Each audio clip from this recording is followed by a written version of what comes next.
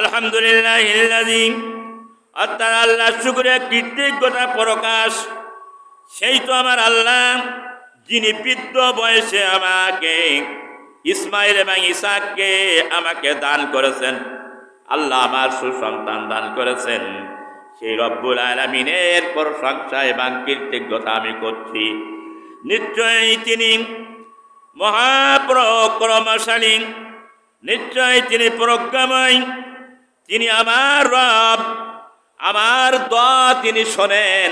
সুতরাং শুনলেন, তিনি কবুল করে নিলেন। এই জন্য মুমিনেরা যখন আল্লাহর কাছে দোয়া করবে, আল্লাহ এই দোয়া কিন্তু শুনতে পান। আর যদি কোনো সুসংবাদ আসে, তাহলে এইভাবে আল্লাহ রব্বুল আলামিনের শুকরিয়া আদায় করতে হবে। তাহলে আল্লাহ রব্বুল আলামিন শুকরিয়া আদায় করলে নিয়ামতগুলো তিনি বাড়াইয়ে দিবেন। সন্তান দান করলেন, 97 বয়স বয়স সন্তান হলো। আল্লাহর আরেক পরীক্ষা শুরু হয়ে গেল যে এখানে রাখা যাবে না। মক্কা মুআজ্জামা বাইতুল্লাহর কাছে কাবা শরীফ, সেখানে বাইতুল্লাহর পরিবেশ এইরকম ছিল না, আগান বাগানে ভর্তি পরিপূর্ণ ছিল, জনমানবহীন একটা এলাকা ছিল। আল্লাহ রাব্বুল আলামিন অর্ডার হলো, যাও কিছু খেজুর পানি নিয়ে সেখানে নির্বাচন করো, নির্বাচিত করে রেখে আসো। হাজেরাকে সঙ্গে নিল, ইসমাইলকে সঙ্গে নিয়ে কাবা শরীফের ধারে রেখে আসলো। অনেক কাহিনী, স্বল্প সময়ে মানে আমি সব কাহিনীগুলো বলবো না। সেখানে রেখে আসলেন। সেখানে একটি মানুষও নাই, কোনো বসতি নাই। কয়টা খেজুর দিয়ে ওই যে শিশু সন্তান আর স্ত্রীকে রেখে ইব্রাহিম আলাইহিস সালাম আল্লাহর অর্ডারে চলে আসছেন। বিবি হাজেরা জিজ্ঞাসা করেন, আল্লাহর পয়গম্বর, এখানে কোনো মানুষ নাই, তত্ত্বাবধানের কোনো ব্যবস্থা নাই, এখানে কোনো রিজিকের ব্যবস্থা নাই, এখানে কোনো ফলমূল নাই, এখানে জনমানবহীন এলাকায় আপনি আমাকে রেখে যাচ্ছেন কেন? জবাব নাই।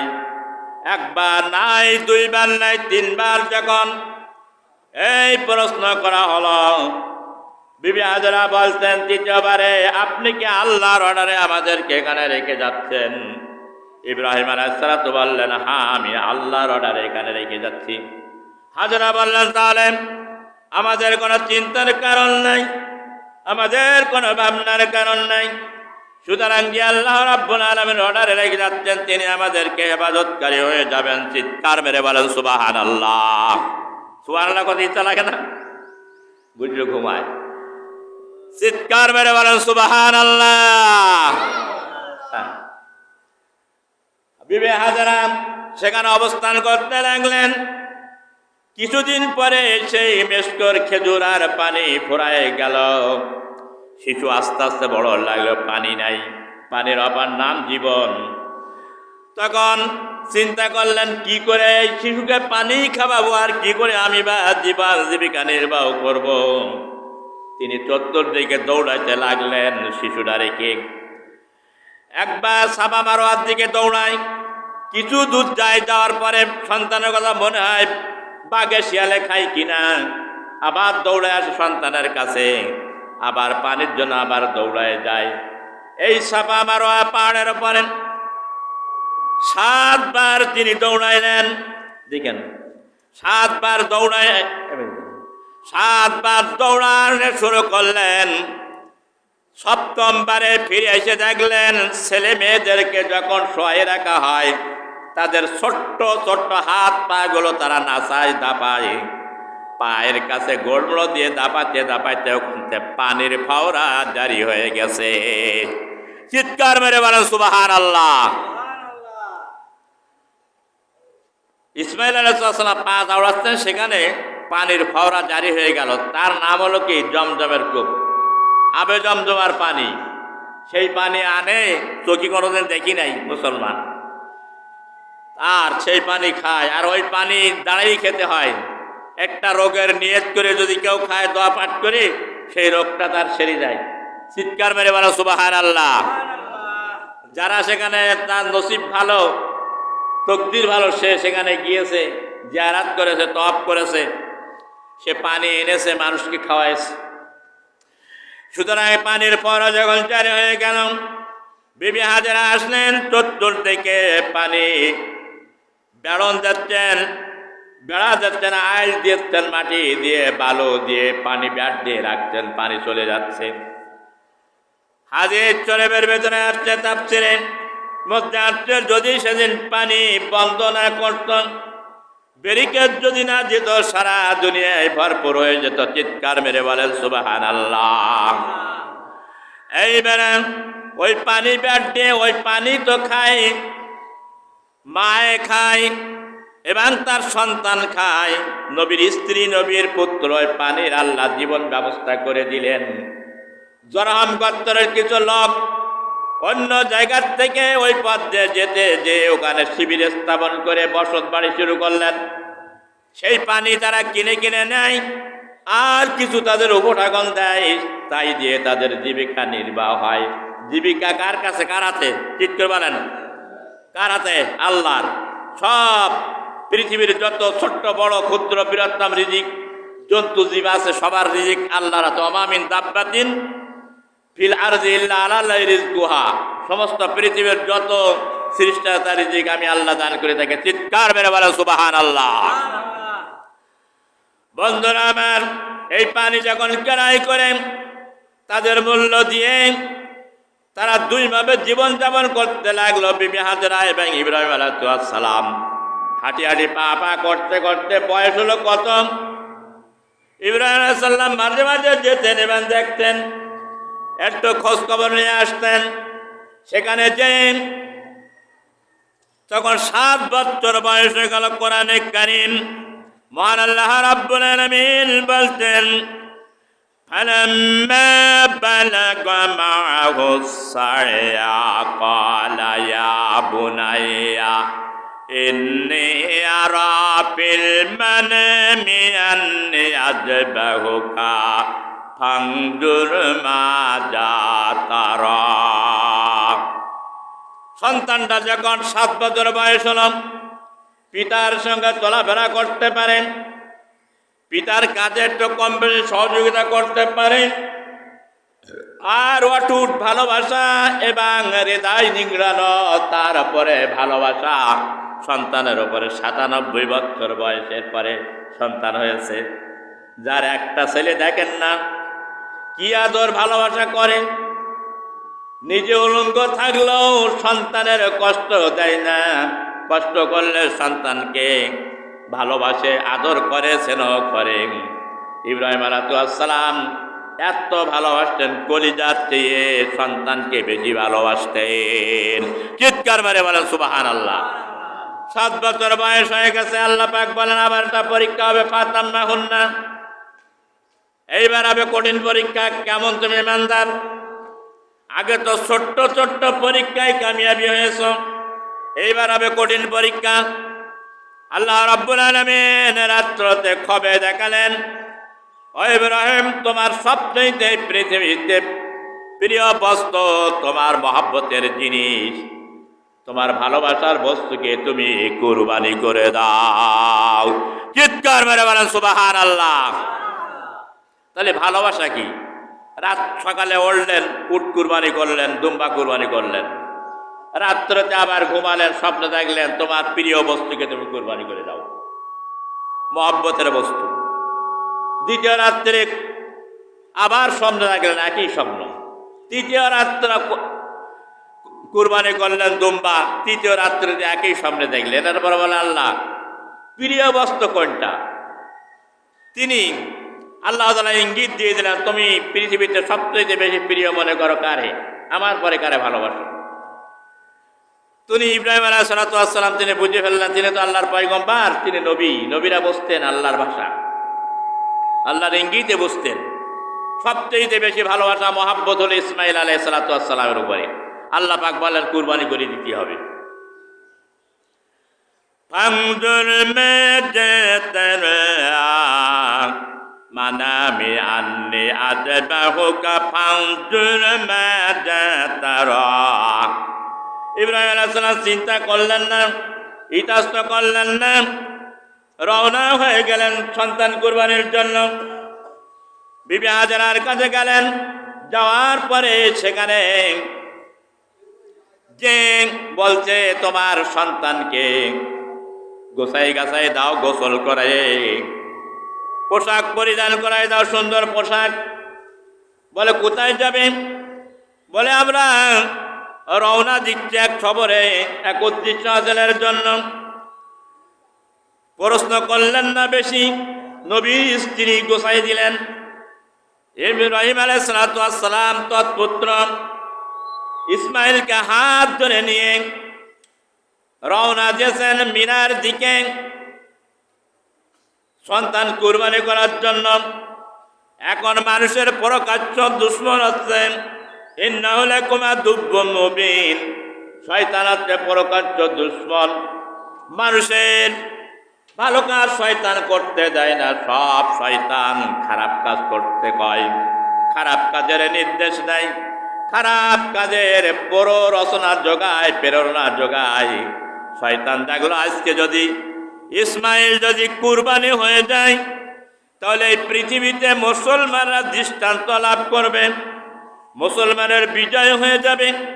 সুতরাং একে কুরবানি হতে দেওয়া যাবে না, বাধা দিতে হবে। আজকে দেখেন না, শতকরা 100 ভাগে মুসলমানের ভিতরে 10 জনও কুরবানি দেয় না, শয়তান বাধা দেয়। অত টাকা খরচ করে লাভ নেই। কি হবে? তুই কুরবানি দিলে তোর ভাগে থাকবে মাত্র 10 কেজি, আর কুরবানি না দিয়ে তোর বাড়িতে গোশ আসবে 15 কেজি। তাহলে কোনটা লাভ? না দেওয়াটা লাভ না? শয়তান কিন্তু এটা বাধা দেয়। আর শয়তানে আয়োজকুল ফাকরা, দান সৎকা করিস না, আল্লাহর পথে কুরবানি করিস না, ফকির হয়ে যাবি।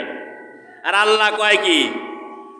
যে সৎকা করো, দান করো, কুরবানি করো, তোমার অর্থনৈতিক ভালো হবে, বাড়বে, কমবে না। তো শয়তান দেখলো যে এবার বাধা দিতে হবে। হাজার বলতে সন্তানকে সাজাই দিও না, কারণ উনি কুরবানি করতে নিয়ে যাচ্ছে ইসমাইলের। তো হাজারা বলেন দূর হয়ে যায় এখান থেকে, পিতাই যদি পুত্রের কুরবানি করে তার চেয়ে সৌভাগ্য আর কি হতে পারে? শয়তান প্লেস পায় নাই। এইবার দেখলো ওখান থেকে আসলো ইসমাইলের কাছে। ইসমাইলের কাছে বলছে, ইসমাইল তোমার পিতা তোমাকে কোথায় নিয়ে যাচ্ছে জানো? কুরবানি করতে নিয়ে যাচ্ছে। তো তুমি পিতার সঙ্গে বলে শয়তান দূর হয়ে যা, লা হাওলা ওয়ালা কুওয়াতা ইল্লা বিল্লাহ, এটা পড়তে হবে। শয়তান দূর হয়ে চলে যায়। এইবার বলে পিতা হয়ে যদি পুত্রকে কুরবানি করে তার চেয়ে সৌভাগ্য আর কি হতে পারে? চিৎকার মেরে বলে সুবহানাল্লাহ। এইবার ইসমাইলের কাছে হলো না, এবার আসলে ইব্রাহিম আলাইহিস সালামের কাছে। বলে ও ইব্রাহিম, তুমি যে স্বপ্নে দেখেছ এই স্বপ্নে কিন্তু ঠিক নয়। তাহলে স্বপ্নের কথা যে সব ঠিক হবে তা নয়। সুতরাং এটা হলো একটা হলো মিথ্যা বানাউট, একে কুরবানি করবো না। ইব্রাহিম লা হাওলা ওয়ালা কুওয়াতা ইল্লা বিল্লাহ, দূর হয়ে যা শয়তান, আমার আল্লাহর অর্ডার হয়েছে কুরবানি করতে হবে। সুতরাং ইন্নী আরা ফিল মানামি আন্নী আযবাহুকা ফানজুর মাযা তারা।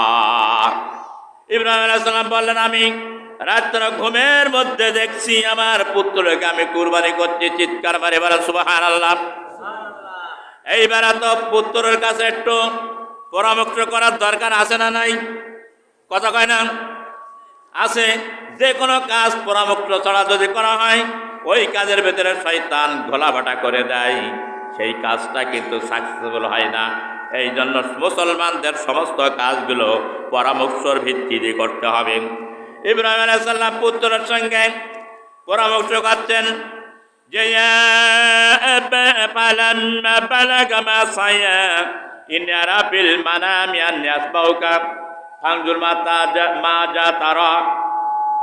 আমার পুত্র, আমি তো রাত্র খবে দেখেছি, স্বপ্ন দেখেছি, আমি তোমাকে জবে করছি। এখন তোমার অভিমত কি? তোমার মতামতটা তুমি প্রকাশ করো। যদি এরা না জেনে জবাই করতো তাহলেও তো দৌড় মারতে পারত, রাজি না হইতে পারত, পরামর্শ করে নিচ্ছে। তাহলে সন্তান কি বলছে বা শোনেন। মহান আল্লাহ রাব্বুল আলামিন বলতেন, ক্বালা ইয়া আবাতি ফাআল মা তু'মারু সাতাজিদুনি ইনশাআল্লাহু মিনাস সাবিরিন। কোরআনে কারীম সূরা সাফফাত আল্লাহ রাব্বুল আলামিন বলছেন, ইসমাইল আলাইহিস সালাম বললেন, হে আমার পিতা ইয়া বাতিপাল, হে আমার পিতা, আপনি আদিষ্ট হয়েছেন, যে স্বপ্নে আমি দেখেছেন তা আপনি প্র্যাকটিক্যালে বাস্তবায়ন করুন, অর্থাৎ আপনি তা জবে করুন। ইনশাল্লাহ আল্লাহ যদি চায় তাহলে আমাকে আপনি ধৈর্যশীল পাবেন। চিৎকার মেরে বলেন সুবহানাল্লাহ। আল্লাহ এত বড় একটা কুরবানির জীবন দান শুনে জোরে সুবহানাল্লাহ বলতে ইচ্ছা লাগে না? আরো জোরে বলেন সুবহানাল্লাহ। কুরবানি কিন্তু ওই সময় কবুল হয়ে গেছে আল্লাহর দরবারে, এখনো কুরবানি করি নাই। পিতার পুত্র পরামর্শ করেছে, পিতাও রাজি পুত্রও রাজি, দুইজনের মন অ্যাডজাস্ট হয়ে গেছে, কুরবানি আল্লাহর দরবারে কবুল হয়ে গেছে। লা ইয়ানালাল্লাহু লুহুমুহা ওয়ালা দিমাউহা ওয়ালাকিন ইত্তাকা মিনকুম। আল্লাহ কয় তোর কাছে করুন, গোশতও চাই না, হাড্ডি চাই না, রক্ত চাই না, চামড়াও চাই না, শুধু চাই তোর অন্তরের কথাটুকুর, অন্তরের কিনে এইটুকুন আমি দেখতে চাই, তাকওয়াটুক। ইব্রাহিম আর ইসমাইল আলাইহিস সালাম কুরবানি কবুল হয়ে গেল। এইবার প্র্যাকটিক্যালে বাস্তবায়ন করে দেখাতে হবে। এই কথা শোনার পরে ইব্রাহিম আলাইহিস সালাম সন্তানের মুখে চুমু দিয়ে বললেন, তুমি না কত আল্লাহর আইন বাস্তবায়নে কতই নাই সহায়ক। চিৎকার মেরে বলেন সুবহানাল্লাহ। এরপরে ইব্রাহিম আলাইহিস সালাম সন্তানকে সঙ্গে করে নাচতে পারলাম। আসলামাহু আতাল্লাহু লিল জাবিন, সূরা সাফফাতের 103 নম্বর আয়াত। জবে করবে বলে মিনার ময়দানে নিয়ে গেছে, তাকে মিনার ময়দানে জবে করার প্রস্তুতি নিয়েছে। সন্তানের উপদেশ হচ্ছে, আব্বা আমার 3টে উপদেশ আপনি মেনে নেবেন, এই 3টে শর্তে আপনি আমাকে কুরবানি করুন। 1 নম্বরে আপনার চোখ দুটো কায়দা করে বেঁধে নেবেন, না আমি আপনার একমাত্র কলিজার টুকরা নয়নের বনি ইসমাইল, আমার মুখের দিকে নজর পড়লে আপনি আমার জবে করতে পারবেন না। সুবহানাল্লাহ কোন। এরপরে আপনি ছুরিটা ভালো করে ধার দিয়ে নেবেন, যদি ছুরি ভোতা থাকে তাহলে আমার গলা কাটতে কষ্ট হয়ে যাবে। সুবহানাল্লাহ কোন।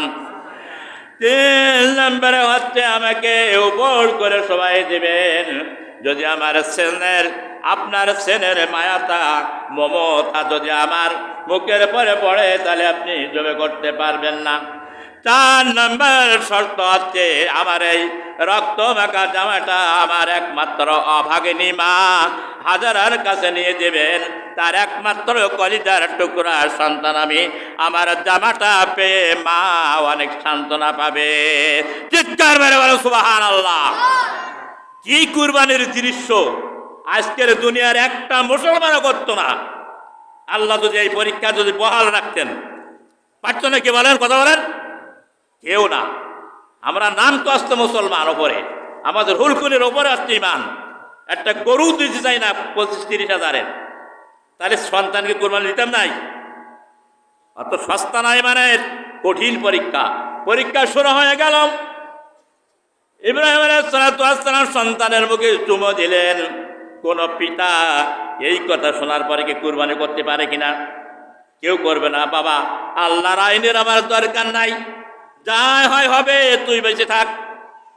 ইব্রাহিম আলাইহিস সালাম কাজ করে শোয়ালেন, সাল্লামা লিল জাবিন, সোয়ালের মাটি লেগে গেল, এমনভাবে শোয়াই দিলেন। এইবার কুরবানি করা শুরু করে দিলেন। ছুরি ধারাচ্ছে কায়দা মতন, গলা ধরে ছুরি চালাইছে। আল্লাহ রাব্বুল আলামিন এই দৃশ্য দেখছেন না? সব কিছু দেখছেন। আল্লাহর কুদরতের খেলা চলতে লীলাখিলেন। আল্লাহ পাকের ফেরেশতা বলছে, আল্লাহ তুমি কি পরীক্ষা দিলে? এইরকম পরীক্ষা তো আমরা জীবনে দেখি নাই। এই হইতে পারে না। বলছে, তোমরা চুপ করো, দেখতে থাকো, খেলা হচ্ছে। খেলা শুরু হয়ে গেছে, খেলা হবে। এইবার ফেরেশতাদেরকে বললেন, যাও, বেহেশতের মধ্যে হাবিল যে দুম্বাটা কুরবানি করেছিল, হুষ্ট একটা বড় দুম্বা আছে, ওই দুম্বাটা নিয়ে ইব্রাহিম আলাইহিস সালাম পাগল হয়ে গেছে, আমার খলিল। সুতরাং সে তো জবেই করে ফেলবে। ওর ছুরির নিজের থেকে ইসমাইলকে টেনে নিয়ে এই দুম্বা ঢুকাইয়া দাও। ফেরেশতারা খুব দ্রুত তাড়াহুড়ো করে দুম্বাটা নিয়ে ছুরির নিচে ইসমাইলকে টান দিয়ে এইবার দুম্বাটা ঢোকাই দিলেন ছুরির নিচে। কুরবানি হয়ে গেল দুম্বা। ইসমাইল আলাইহিস সালাম পাশে দাঁড়াই রইলেন। কুরবানি হয়ে যাওয়ার পরে ফেরেশতারা বললেন, আল্লাহু আকবার, আল্লাহু আকবার, বলেন আল্লাহু আকবার, আল্লাহু আকবার, লা ইলাহা ইল্লাল্লাহ। ইব্রাহিম আলাইহিস সালাম আল্লাহু আকবার, আল্লাহু আকবার। ইসমাইল আলাইহিস সালাতু ওয়াস সালাম বলে আলিল্লাহিল হামদ। ফেরেশতারা এবং ইব্রাহিম ইসমাইল মিলে যেই বাক্যগুলো বললেন, এই বাক্যগুলো হলো তাকবীরে তাশরীফ। কিয়ামত পর্যন্ত মুসলমানেরা দুনিয়ায় যারা আসবে, ইব্রাহিম আলাইহিস সালামের এই সুন্নত তারা পালন করবে। চিৎকার মেরে বলেন সুবহানাল্লাহ। আল্লাহ পাক বলছেন, এবার শোনেন, ওয়ানাদাইনা ইব্রাহিম। ও ইব্রাহিম, তুমি কি পাগল হয়ে গেছাও? আমি কুরবানি করতে বলেছি বলে কুরবানি করছো? ওয়ানাদাইনা আইয়া ইব্রাহিম। ইব্রাহিম পাগল হয়ে গেছে আল্লাহর এত বড় প্রেমিক বান্দা কুরবানি করার জন্য, যে তাকে ডাক দিয়ে আল্লাহ পাক বলছেন, ইব্রাহিম আমি বলেছি তুমি কুরবানি শুরু করে দিলে? বলছে, হ্যাঁ আল্লাহ আমি তাই করে দিলাম, তোমার অর্ডার আমি সাপ্লাই করার জন্য, অর্ডার পালন করার জন্য সদাই প্রস্তুত। তখন আল্লাহ পাক বলছেন, قد صدقت رؤياك كذلك نجزي المحسنين। তুমি তো ইব্রাহিম, তুমি তো স্বপ্নকে সত্যই পালন করলে, বাস্তবায়ন করলে। এইভাবে করে আমি সৎ কর্মশীল, সৎ কর্মপরায়ণ যারা, তাদেরকে আমি পৃথিবীতে পুরস্কার দিয়ে থাকি। চিৎকার মেরে বলেন সুবহানাল্লাহ। বাইরামান, এরপরে আল্লাহ পাক বলতেন, ওয়ানাদাইনাহু ইন্না হাযা লাহুয়াল বালাউল মুবিন। সূরা সাফফাতের 106 নম্বর আয়াত। আল্লাহ রাব্বুল আলামিন বলছেন, এটা ছিল এক সুস্পষ্ট পরীক্ষা। আমি তো পরীক্ষা করতেছিলাম, পিতা পুত্র আদ্যাস হয়ে গেলে কুরবানি তো কবুল তো হয়ে গেছে। প্র্যাকটিক্যালে এটা কিয়ামত পর্যন্ত দুনিয়ার মানুষের স্মরণে রাখার জন্য